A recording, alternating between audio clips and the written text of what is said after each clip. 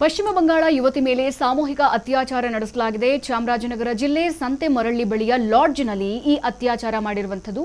T Narasipura ಖಾಸಗಿ bus ನಿಲ್ದಾಣದಲ್ಲಿ ಯುವತಿಯನ್ನ kidnap ಮಾಡಲಾಗಿದೆ. ಈ ಕುರಿತಂತೆ ಅಪ್ಡೇಟ್ ಸಿಗ್ತಾ ಇದೆ. 24 ಗಂಟೆಯಲ್ಲೇ 3 ಆರೋಪಿಗಳನ್ನು ಪೊಲೀಸರು ಬಂಧಿಸಿದ್ದಾರೆ.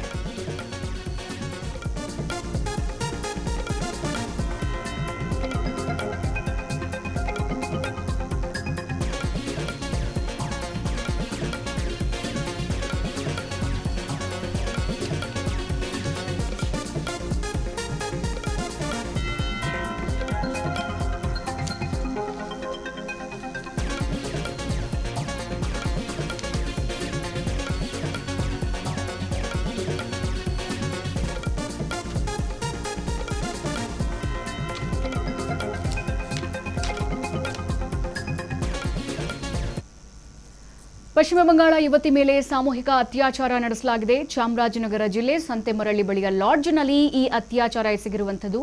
ಟಿ ನರಸೀಪುರ ಖಾಸಗಿಯ ಬಸ್ ನಿಲ್ದಾಣದಲ್ಲಿ ಯುವತಿಯನ್ನ ಕಿಡ್ನಾಪ್ ಮಾಡಿ ಅತ್ಯಾಚಾರ ಮಾಡಿದ್ದಾರೆ. 24 ಗಂಟೆಯಲ್ಲಿ 3 ಆರೋಪಿಗಳನ್ನು ಪೊಲೀಸರು ಬಂಧಿಸಿದ್ದಾರೆ. ಕಿರಣ್ ಕಿಶೋರ್ ರಿಯಾನ್ ಬಂಧಿತ 3 ಆರೋಪಿಗಳು. ಟಿ ನರಸೀಪುರ ಪೊಲೀಸ್ ಠಾಣೆಯಲ್ಲಿ ಈ ಪ್ರಕರಣ ಈಗ ದಾಖಲಾಗಿದೆ.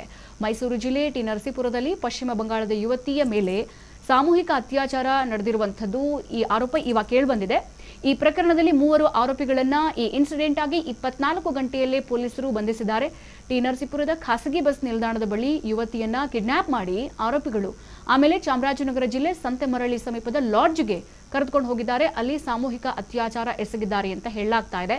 ಇನ್ನು ಈ ಪ್ರಕರಣ ದಾಖಲಿಸಿಕೊಂಡ ಟಿ ನರಸೀಪುರ ಪೊಲೀಸರು ತ್ವರಿತ ಕಾರ್ಯಾಚರಣೆಯನ್ನು ನಡೆಸಿ ಇಲ್ಲಿ ಕಿರಣ್ ಕಿಶೋರ್ ಮತ್ತೆ ರಿಯಾನ್ ಎಂಬ 3 ಆರೋಪಿಗಳನ್ನ 24 ಗಂಟೆಯಲ್ಲೇ ಬಂಧಿಸಿರುವಂಥದ್ದು. ಸದ್ಯ ಬಂಧಿತ ಆರೋಪಿಗಳನ್ನ ನ್ಯಾಯಾಂಗ ಬಂಧನಕ್ಕೆ ಒಪ್ಪಿಸಲಾಗಿದ್ದು ಪ್ರಕರಣ ಕುರಿತು ಪೊಲೀಸರು ಹೆಚ್ಚಿನ ತನಿಖೆಯನ್ನ ಮುಂದುವರೆಸಿದ್ದಾರೆ. ಗಮನಿಸ್ತಾ ಇದ್ದೀವಿ, ಪಶ್ಚಿಮ ಬಂಗಾಳ ಮೂಲದ ಯುವತಿ ಪಾಪ ಟಿ ನರಸೀಪುರದಲ್ಲಿ ಕೆಲಸಕ್ಕೆ ಬಂದಿತ್ತೋ ಅಥವಾ ಫ್ಯಾಮಿಲಿ ಜೊತೆಗಿತ್ತೋ ಗೊತ್ತಿಲ್ಲ.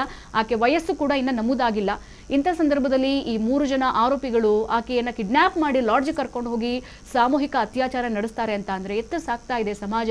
ಇಂಥ ಇನ್ಸಿಡೆಂಟ್ಗಳು ನಡೀತಾ ಇದ್ರು ಕೂಡ ಪೊಲೀಸರು ಕ್ರಮ ತೆಗೆದುಕೊಳ್ತಾ ಇದ್ರು ಕೂಡ ಇಂತಹ ವಿಕೃತ ಮನಸ್ಸಿನವರಿಗೆ ಮಾತ್ರ ಇನ್ನೂ ಬುದ್ಧಿ ಬರ್ತಾ ಇಲ್ವಾ ಅನ್ನುವಂಥದ್ದು. ಸದ್ಯ ಟಿ ನರಸೀಪುರದ ಖಾಸಗಿ ಬಸ್ ನಿಲ್ದಾಣದ ಬಳಿ ಯುವತಿಯನ್ನ ಕಿಡ್ನಾಪ್ ಮಾಡಿದ್ದಾರೆ.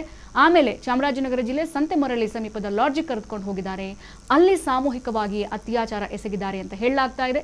ಸದ್ಯ ಪೊಲೀಸರು ಪ್ರಕರಣ ದಾಖಲಿಸಿಕೊಂಡು ವಿದಿನ್ 24 hours ಕಿರಣ್ ಕಿಶೋರ್ ಮತ್ತು ರಿಯಾನ್ ಎಂಬ 3 ಆರೋಪಿಗಳನ್ನ ಬಂಧಿಸಿದ್ದಾರೆ. ಸದ್ಯ ಅವರನ್ನ ನ್ಯಾಯಾಂಗ ಬಂಧನಕ್ಕೂ ಕೂಡ ಒಪ್ಪಿಸಲಾಗಿದೆ. ಮತ್ತೆ ಈ ಪ್ರಕರಣದ ಕುರಿತು ಪೊಲೀಸರು ಇನ್ ಡೀಟೇಲ್ ಕೇಸನ್ನ ತನಿಖೆ ಕೂಡ ಮಾಡ್ತಾ ಇದ್ದಾರೆ.